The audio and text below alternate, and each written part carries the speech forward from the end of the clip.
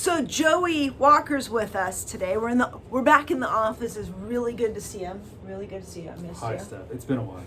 Yeah, well, we see each other occasionally. Joey's been busy selling homes, showing homes.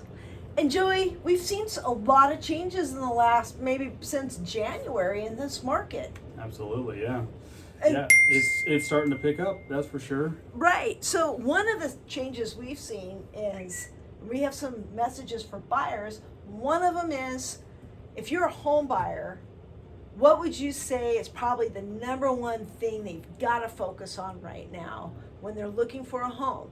Right. I'm working with my buyers right now. The thing I've noticed is it's all about speed, right? Okay. It's all What do you mean about- by speed? By speed is when a home hits the market, you got to get in there quick and figure out if you want to put an offer on it or not. Because by Okay. the time, if you kind of sit back and wait on it, there might already be another offer in right before you, and Right. it might get accepted. Okay. So how does a buyer know, should I make an offer on this house or should I pass? Well, you should, agents should be coaching up their buyers to find a certain criteria of a home they're looking for, right? And pick 2 or 3 things that they absolutely must have. Wait a minute. Are you telling me before I see a house, I should know what I'm looking for? Absolutely, yes. Buyers, you should know what you want before you go into a home, okay? It really, really helps out. Okay. It Alright. seems kind of obvious, but you'll be surprised, So you're saying buyers need to know their must-haves. Mhm, Yep. And what else? Yeah, know your must-haves, Okay. and then also just be ready. Be ready. Have your financing all squared away. Your Okay. proof of funds, all that good stuff. Right. So I'm going to keep asking you questions here. I'm Yep. going to keep being like, hey. Yeah. So, would you recommend a buyer submit their proof of funds with their offer? Absolutely. So technically, on the forms, you have 3 days after going mutual to submit that proof of funds. But if I'm a seller and I have a nice lineup here of offers, and I have one that's already submitted their proof of funds that's showing that you can actually pay and close for this house. Sorry about that.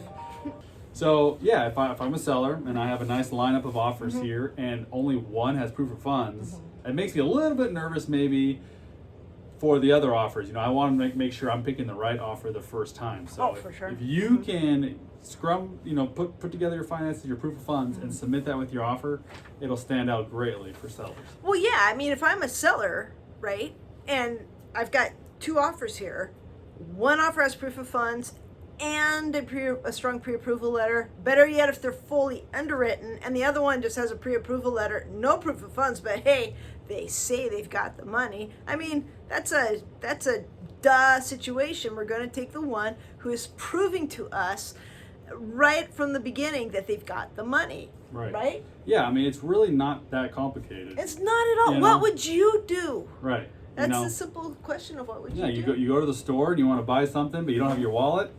You don't have your proof of funds. You're not going to be able to get whatever you're buying, right? It's very similar with homes, Right. So submit, a little, your bank statement or whatever you need to close the amount of money. And well, would you say, think of it this way: as a home buyer, you've got to prove that you're trustworthy. Yeah. No one's going to trust you, especially when there's what was the stat we pulled last week? 100 home buyers per one listing on average. We are estimating from our own listing data. Yeah. No one really has a firm number on this, but that's what we're seeing from our own listing data right now. Right, and so you had to put yourself in the shoes of the seller.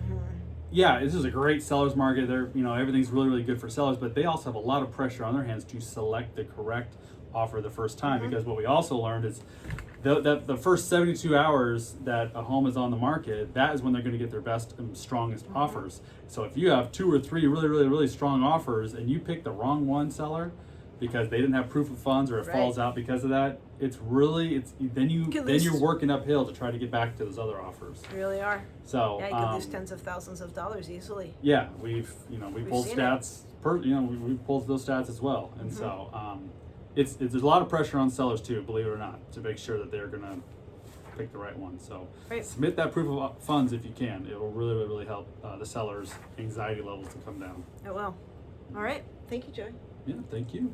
Okay. Good to be back. It is.